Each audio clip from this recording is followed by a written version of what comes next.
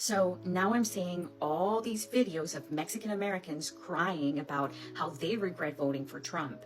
And honestly, I can't feel bad for you because when we told you this would happen, you didn't listen. When it was just theoretical, it was easy to ignore. But now that your undocumented family is at risk, now that your kids are being targeted or the kids in your circles, now that they're coming for you, now it's a problem.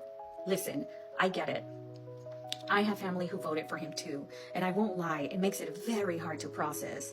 It sometimes even makes it hard to talk to them because how am I supposed to be okay with that? I have undocumented family. I have a trans sibling. Trump's policies directly hurt people I love. So when I see our own people supporting him, it feels like a slap in the face. And I keep asking myself, why? How did this happen? This man called Mexicans rapists. He bragged about deporting families. He made racial profiling and hate cool again.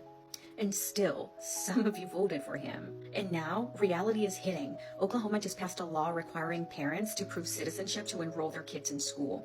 Texas is next. Who do you think they're coming for? Not white, undocumented Europeans, Latinos. And now some of you are shocked?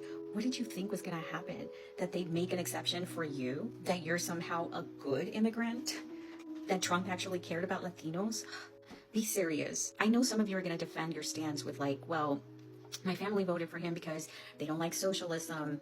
They care about small businesses. They're conservative. They're religious. Okay. But at what cost? At the cost of our people being deported? At the cost of our kids being denied education? At the cost of our community being unsafe?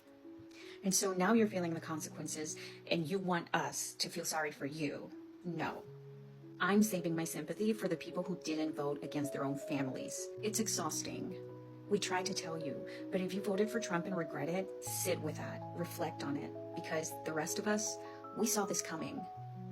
Please don't share any hate, not even towards Latinos who voted for Trump. This is just my personal view and my frustration about this entire situation. Do you guys remember this lady?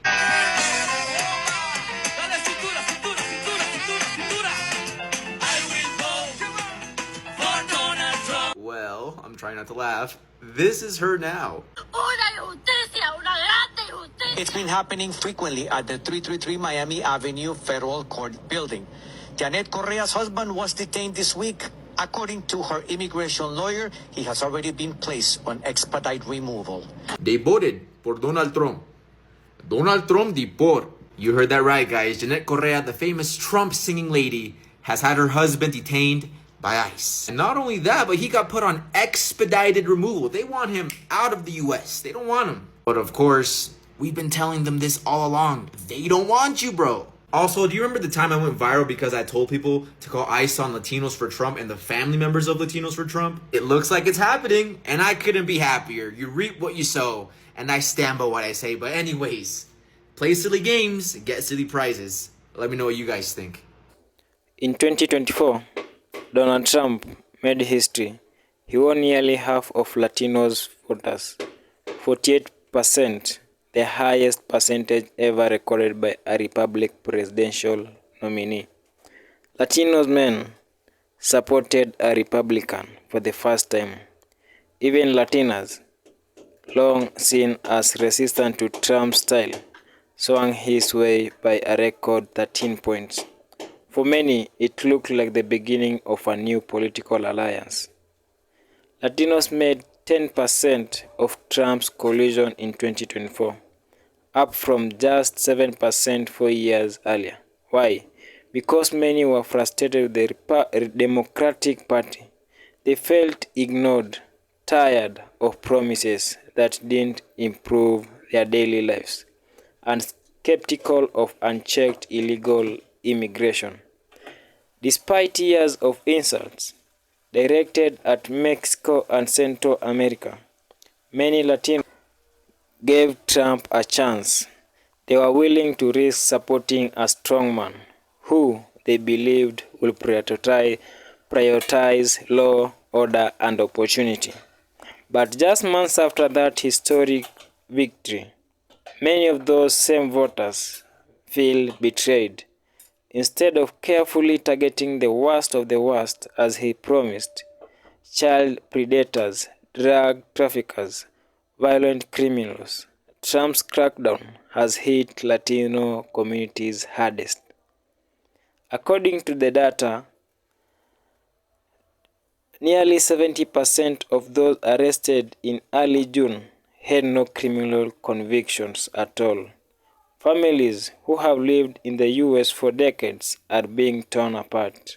Citizens and legal residents are being caught in the sweeps too. Instead of focusing on newcomers or high-priority criminals, Trump's enforcement hammer has smashed down on Los Angeles, the Latino capital of the United States.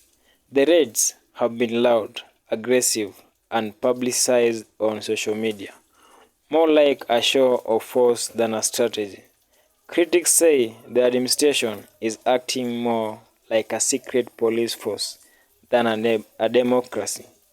Masked agents have thrown people into detention facilities with little chance to contest their deportation, treating the Constitution like a suggestion instead of the law. For Latinos who voted for Trump, this feels like betrayal. They believe he will defend their communities by removing criminals. Instead, everyday workers, parents, and long-settled residents are being swept up. The very people who lifted Trump to historic support now find themselves in the crosshairs. This isn't the quiet, targeted enforcement of past administration.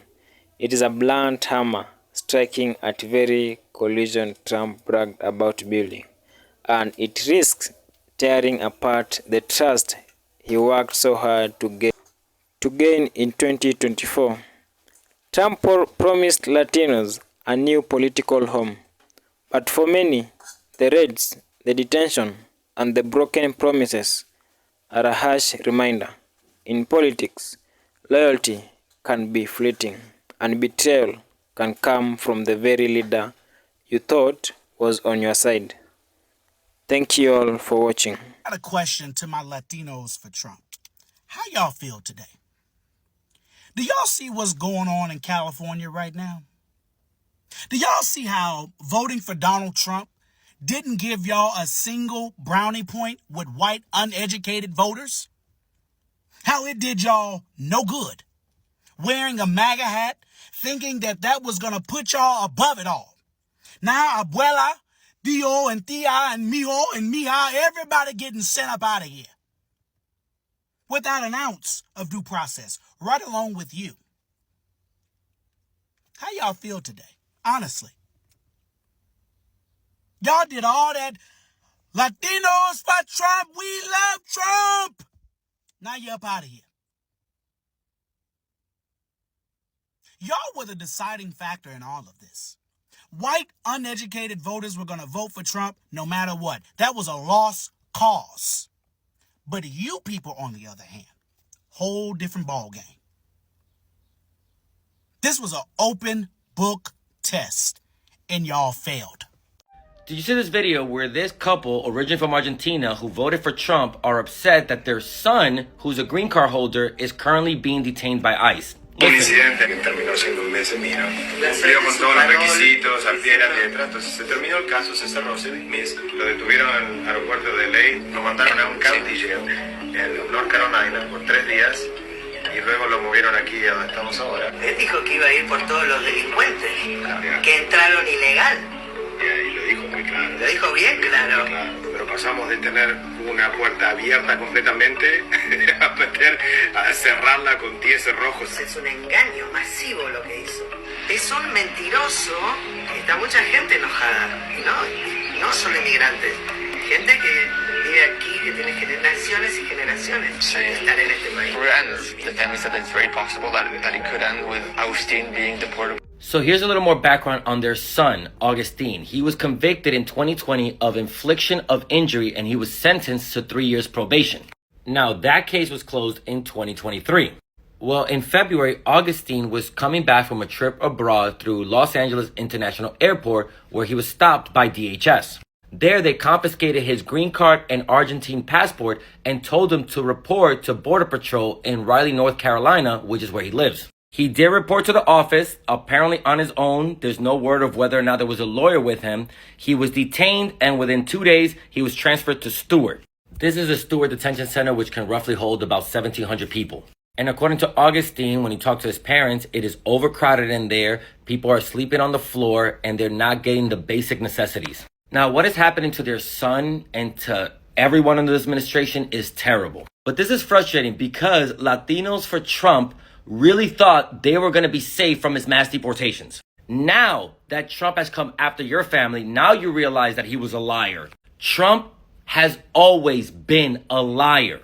We knew he was going to go after immigrants, specifically Latinos, regardless if they're criminals or not. I do wish more Latinos will wake up to the fact that Trump is a liar, but unfortunately, it seems like with these Trump supporters, they do not believe anything until it personally affects them. So if this happens to come across your FYP page and you happen to be a Trump supporter, just know that something like this is in your future. You are not safe from him. He does not care about anybody but himself. And remember, to keep up with stories like these, sign up for my newsletter, check out my podcast or one of my other social media channels, link in bio.